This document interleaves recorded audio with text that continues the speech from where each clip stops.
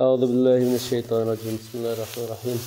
Allah Teala'ga hamdü sana, Peygamber sallallahu aleyhi ve sellem'e, ezvacı mutahharelerge, ashab-ı kiramlarga duruz selamlar olsun. Biz İmam Nevi rahmetullahi aleyhinin qarilerinin edep kaideleri yeni kitaptan 6. babda. Qarilerinin edep kaideleri, yani o'qituvchim emas, o'quvchim emas, bir musulmon Qur'on o'qimoqchi bo'lsa, buningda qanday adab qoidalar tepilishi kerak. O'tgan darsda Qur'on o'qishda ilgari hozirlashtirishlik adab qoidalarini bayon qilgan bo'lsa, ixlos, misvak ishiltish degandek. Endi bu darsda İmam Nevi rahmetullahi alayhi deydiki, Qur'onni maxsus tayyorlangan pokiz yerda o'qish mustahabdir. Bir qism ulamolar Qur'onni masjidda o'qish mustahab deb qaragan. Chunki masjid pokiza ham ulug' yer bo'lib qolmay, masjidda Qur'on o'qiganda yana e'tikofning fazilatini qo'lga keltirgili bo'ladi. Shuning uchun masjidda o'tirgan kishi oz o'ltirsin yo ko'p o'ltirsin, masjidga kirgan hamon e'tikofni niyat qilishi lozim. Ramazonda e'tikof niyati bilan masjidda bir necha soat, bir sutka yoki 9 kun o'ltirish bu sunnat. Uningdan boshqacha sunnat bo'lgan mustahab. Kur'an-ı Kerim'in bağı vel akifine ve rükû'as sucud. Bu bolsa kişiler dikkat kılmayotgan kişiler arasında tarqitishqa, kichik bolalarımı, avam fuqarolarımı bilishga tegishlik edeptindir. Yani mescid odatda jimjit, pokiz ve Allah'ın uyi bo'lg'achqa Qur'on o'qishga afzal o'rinlarning birisi demak. Munchida Qur'on o'qishning makruh yoki emasligida salaf ulamolar orasida o'xshamagan qarashlar mavjud. Muncha, yani bizning shunda vatanlardagi muncha bor-ku, masalan. Jiq adamlar kelib, ayrim xonada juyindigan. Faqat juyinish o'rni hojatxona sirtida bo'lishi mumkin. Demak, endi badanni juydigan, lekin hojatxona emas, ashunda munchilar. Masalan, hozir shu turk sauna deymiz, farmonchilari masalan. Bizning Şafii ulamolarimiz makruh emas deb qaraydi. Masalan, bir kishi munchiga kirdi. Kirib ya növbe saqlab o'tadi, yoki 5 minut armala olay dedi. Shu chaqda bir Qur'on takrorlab olay, ya Qur'on qo'yilib olsa o'qiy deb o'qisa, bo'landi desa, Şafii ulamolar makruh emas, o'qisa bo'ldi. Bu qarashni katta imom ekanligida hamma birlik kelgan Imom Abu Bakr ibn al-Munzir al-Ishraf adli kitobida İbrahim an-Naxai va Imom Malikdan naql qilgan. İbrahim an-Naxai tabiinlardan, Imom Malik mu tabi bo'lmasa-mu, o'mishday olimlar, tabiin. Bu hem katta tabiin Ata rahimullahning mu qarashidir. Yana bir qism salaf olimlar makruh deb qaragan. Ularning ichida Ali radhiyallohu anhu bor. Bu qarashni Abu Bakr ibn Abi Davud Ali radhiyallohu anhudan rivoyat qilgan. Ibn al-Munzir, Abu Wa'il, Shaqiq ibn Salama, Shabi, Hasan Basri, Makhul, Qabisa ibn Zuayb qatorliq tabiinlarning mu makruh deb qaraydiganligini rivoyat qilgan. Biz İbrahim an-Naxaidan shunday rivoyat qilgan. Yani biz yana İmam Nevi rahmetullahi alayhi mu İbrahim an-Naxaidan shunday rivoyat qildi. Şafii ulamoları İmam Ebu Hanife'nin mu makruh deb qaraydiganligini rivoyat qilgan. Allah onlarning hammasidan rozi bo'lsin. Endi Hanefi olimlardan İmam Kasani deydiki, munchida Qur'on o'qish Abu Hanifa va Abu Yusuf Allah ularga rahim qilsin, Abu Yusuflarning qarshida makruhdir. İmam Muhammed rahimullahning qarshida pokiza munchida Qur'on o'qish makruh emas. Hanefi ulamolardan İmam İbn Nujaym deydiki, Al-Xulasa kitobda kelishida munchida ullik ovozi Qur'on o'qish, tasbih aytish, alhamdulillah deyish makruh. Agar ichida maxfiy o'qisa hech qisi yo'q.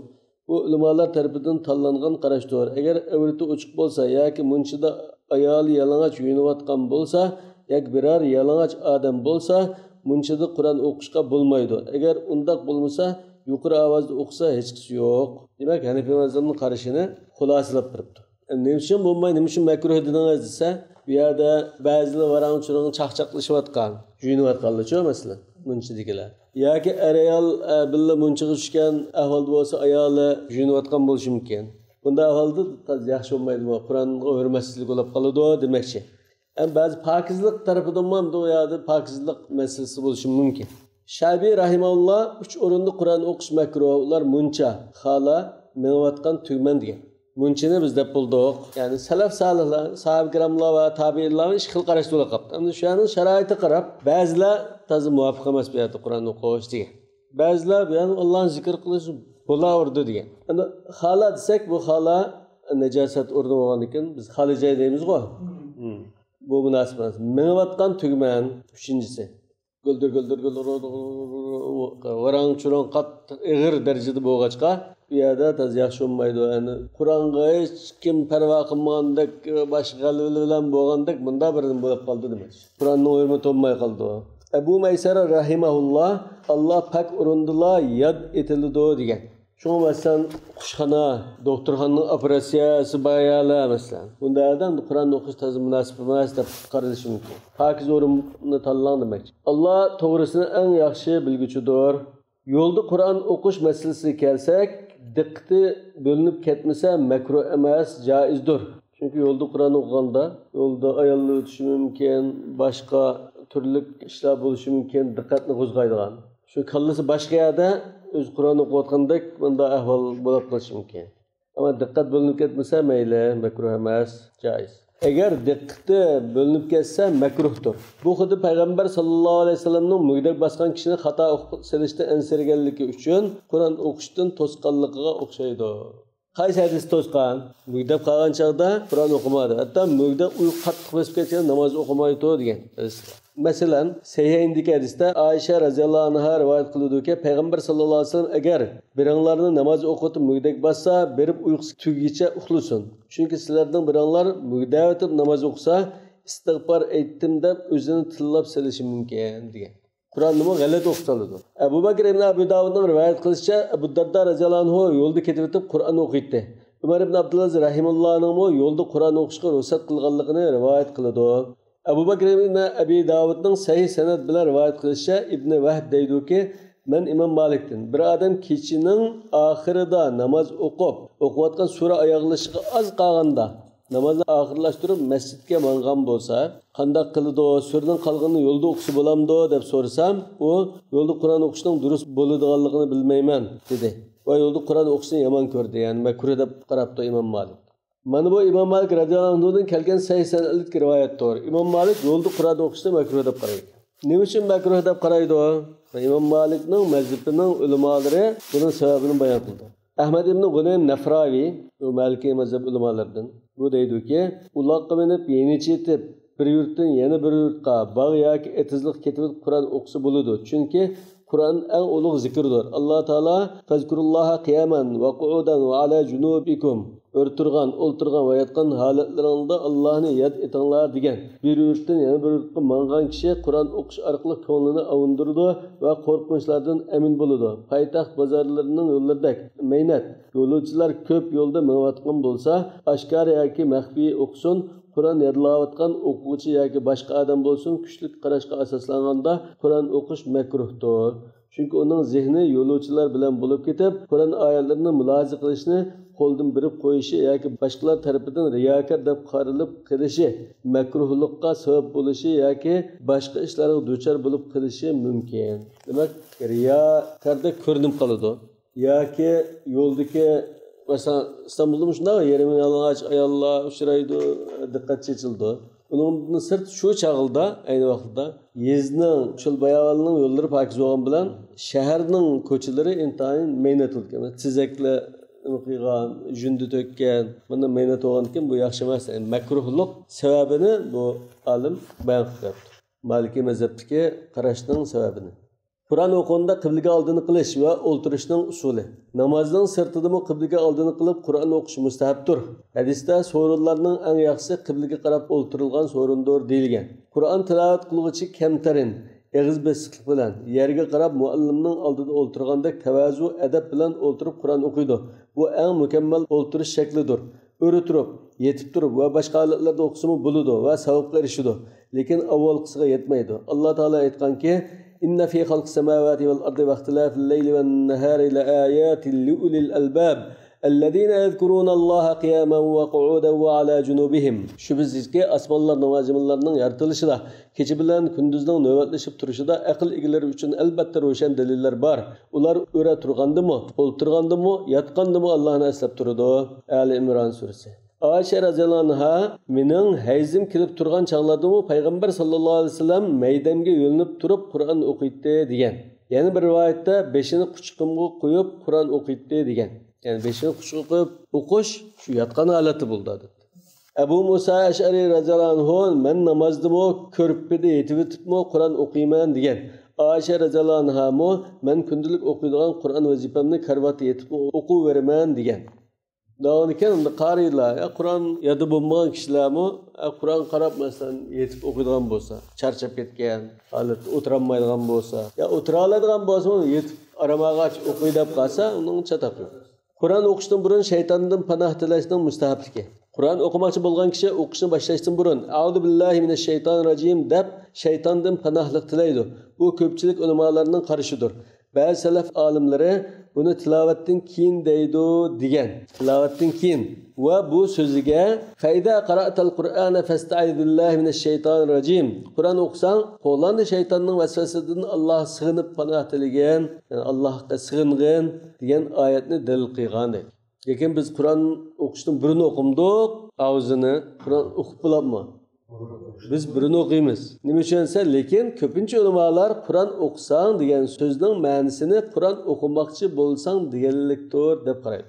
Yani bu yerda arab tilida bu menda qilmoqchi bo'lsang, mana shuni qilmoqchi bo'lganingda deganni bildirdi. Lekin bunda qarash qilam, Qur'on o'qisang, o'qib bo'lganingda degan ma'no chiqib qoladi. Masalan, ta'rifdan ishtimi? Ya ayyuhallazina idza qumtum ila salati namozga turganinglarda fagsilu wujuhakum va aydiyakum ilal marafiq. Ya namozga turgancha Allohu akbar degan chaqda tartalamdoq. Ya bu deganlik namozga turmoqchi bo'lsang, arab tilida ashda ifodalashma. Ya uyg'ur tilida shunday bo'lishi mumkin. Sen falaniga borsang, bunda qildi shu berishdim burun qishlari deyish mumkin. Ben bakmakçı olsam, öyle bal deydi. Borsang deymiz shuni. Şeytandan panoh tilashning shakli biz yuqorida so'zlab o'tganimizdek "A'udhu billahi minash shaytonir rojim" deb panohlik tilashdir.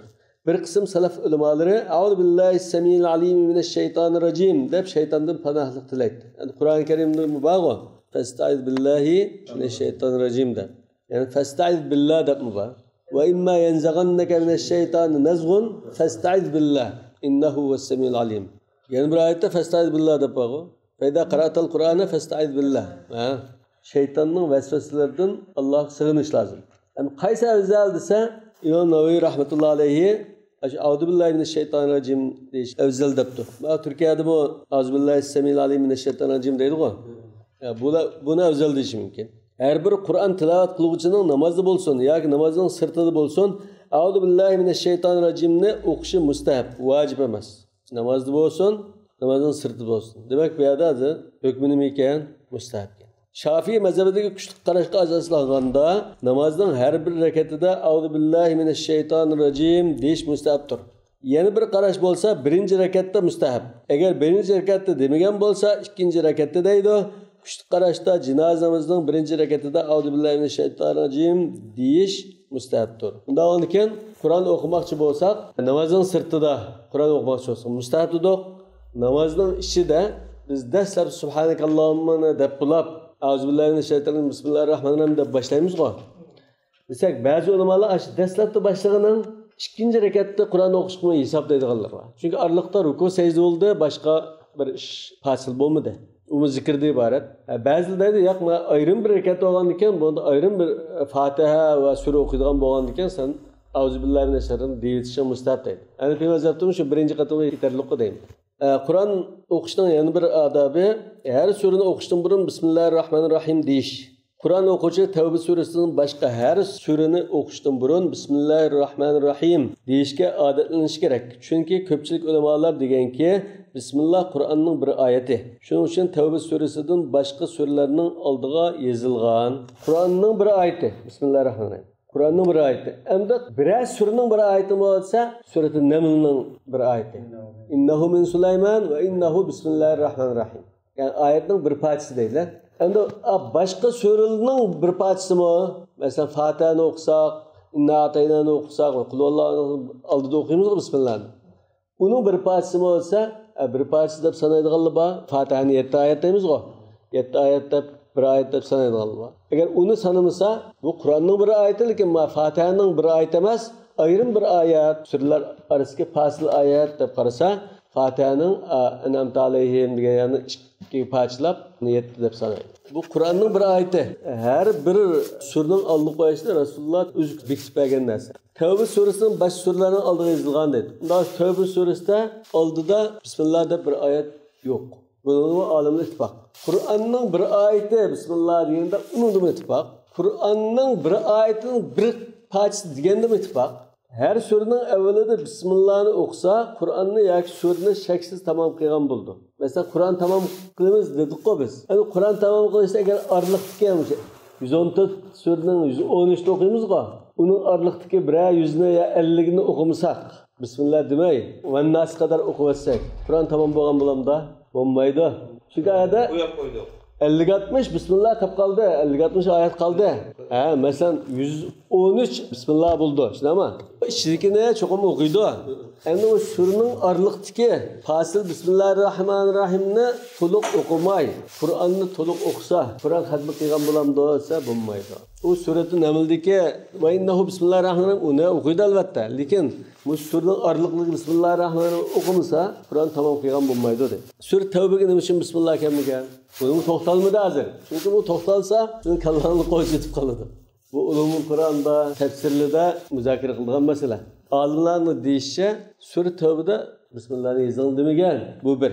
Ikkinchisi, nima uchun demagan bo'g'aydi desa, sura Tavba kofirlar bilan adajuda olib, endi bundan keyin biz adajuda to'xtamni hammasi amaldan qoldi. Endi shu kallani kesimiz agar askilik qilsak degan bo'g'achqa Bismillahirrahmanirrahim qadda rahim shafqat mazmuni bo'g'achqa agar Bismillahirrahmanirrahim desa bu xuddi amallik qilgandek sana rahim shafqat qilamiz degan mazmun bo'ldi.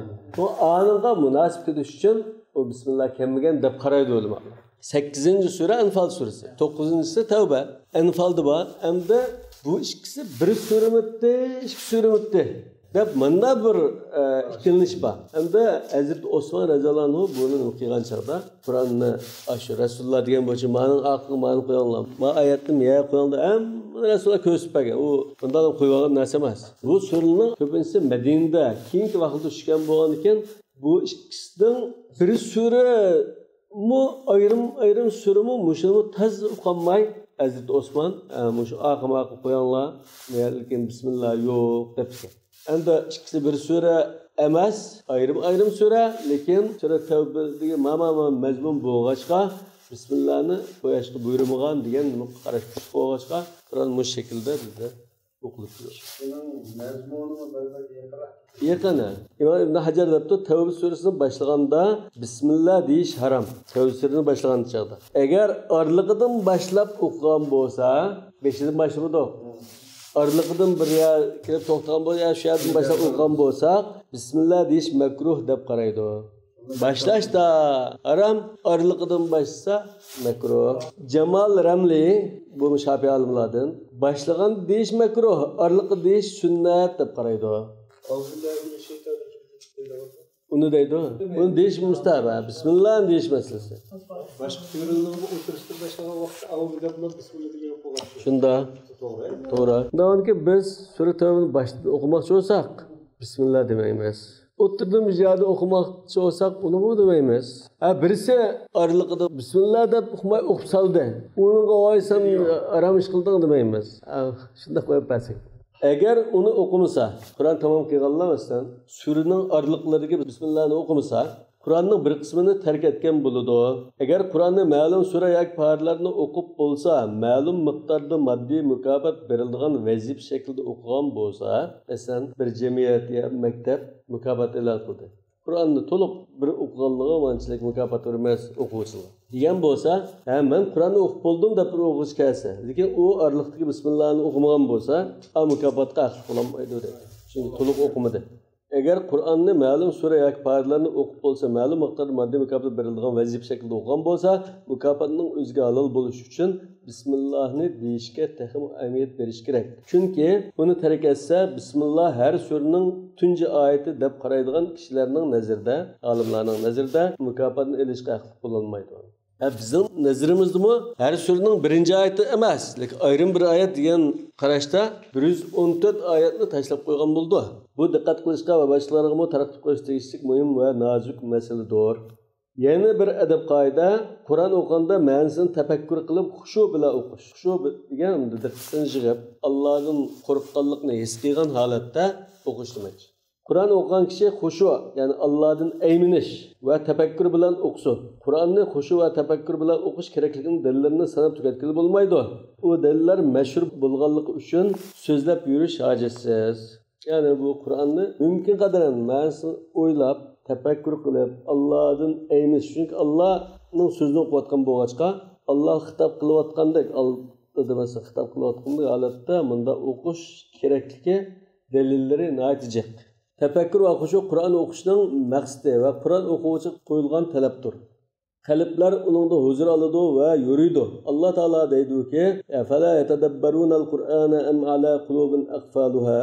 Ular Qur'onni tafakkur qilmamdi. "Tabun anzalnahu ilayka mubarakun liyadabbaru ayatihi va liyatadhakkara ulul albab." Bu ya'ni Qur'on ularning oyatlarini tafakkur qilishlari uchun, aql egalarining vaz-nasihat elishlari uchun biz sana nozil qilgan muborak kitobdir. Bu vaqtdagi hadislar va salaflarning so'zlari nihoyat ko'p va mashhurdir. Dalillar ko'p. Salaflardan bir turkum kishilar kechilarni bir oyatni tafakkur qilgan holda qayta o'qib o'tkazadi. Ulardan nurg'unlari Qur'on o'qisa hushidan ketadi. Ulardan ichida Qur'on o'qitib vafot bo'lganlarimi bo'lgan. Ba'zini Hakim deydiki, katta tabiin Zurara ibn Abi Awfa radhiyallohu anhu kishilarga bomdod namozida imom bo'lib namoz o'qitib, "Faida nuqira fin naqur, fadalika yawmaydi yawmun asir." Surchalingan vaqt u qiyin kundir degan oyat kelganda vafot bo'lib yiqilib tushgan. Men uni ko'targan kishilar qatorida bor edim. Abul Qasim Junayd rahimahullohning rivoyat qilishicha, Shamning to'tiyasi hisoblangan Ahmad ibn Abul Havari radhiyallohu anhu yana Qur'on o'qilsa inrab o'shidan keladi. Abu Bakr ibn Abi Davud, Qasim ibn Osman Ju'i rahimahulloh Ahmad ibn al-Havarining bu ishini ayblaydi degan. Ju'i bo'lsa Damashqning fazilatli muhaddislardan biri bo'lib, Ahmad ibn Abul Havaridan fazilat jihatda ustun edi. Abu Bakr ibn Abi Davud uning bu ishini Abul Javza, Qays ibn Hattar qatorliqlarni to'g'ri ko'rmagan degan. Meningcha, İmam Nawawi rahmetullahi alayhi bu ilgariki tabiin zatlarning bu o'tirdagi ishqi qarashni xulosalab deydiki, meningcha to'g'risi yasalmilik qilib shunda qilgan kishilardan boshqalarni ayblamaslik lozim. Yasalmilik qilib, undan bu riyokorlik, ig'ir jinoyat o'tkazgan bo'ldi.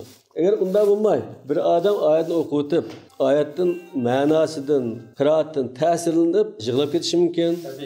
Tabiiy bo'lib ketsa, u mayli. Alloh eng yaxshini bilguchidir. Mesela Abu Bakr radhiyallohu anhu Qur'on o'qisa yig'laydi. Hazrat Umar mo ingrab yig'lab ketdi. Ma'rifat egisi va qobiliyat sahibi Sayyid İbrahim Xavvas radhiyallohu anhu deydiki, qalbning davosi 5 tur. Birinchisi ma'nosini tafakkur qilib Qur'on o'qish. İkincisi qo'rsaqni bo'sh qo'yish, ya'ni to'yg'izib o'tmay, och turish.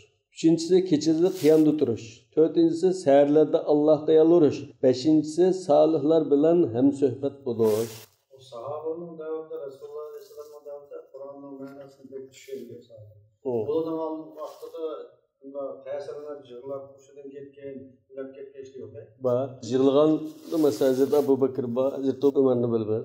Hazreti Ayşe mi Peygamber sekrat etip Abu Bakr imam bolsun, namaz o'qib desa Hazreti Ayşe Dazısın keyin ig'ir mas'uliyat tasavvurmusun deb atam Qur'on o'qisa da uni yig'lab saldi odam deb bana deb chiqtirishgan. Qayta deb oxiri sizlar shu Yusuf alayhissalomning Zulayxadek shu o'tiranliq adam kensizlar bu ayollar deb ayblagan Rasul. Hazreti Abu Bakr Qur'on o'qiganda erib yig'lab ketadi. Men shuni erib ketdi. Hazreti Umar mu shunda. Lekin hamda tabiinlarni masalan bunda o'qitib ma'lum bir oyatga bu alam ya'ni allazina amanu an taqsha qulubuhum li zikrillah. İman etganlarning o'sha qalblarning Alloh uchun xush bo'lgan shu payt kelmadimi degan oyatda shu oyatni o'qilam tugab ketganlar bor. Shu ulum oldin fazilat oldi. Ya'ni bu nima ajal hamda shunda bir nimaga udul kelgan deymiz. Yani şunda qattiq yurak ta'sirlab, garchi shu jonni uzdigan ahvol bo'lib qoldi. Hatta shunda bir yaxshi ta'sirotda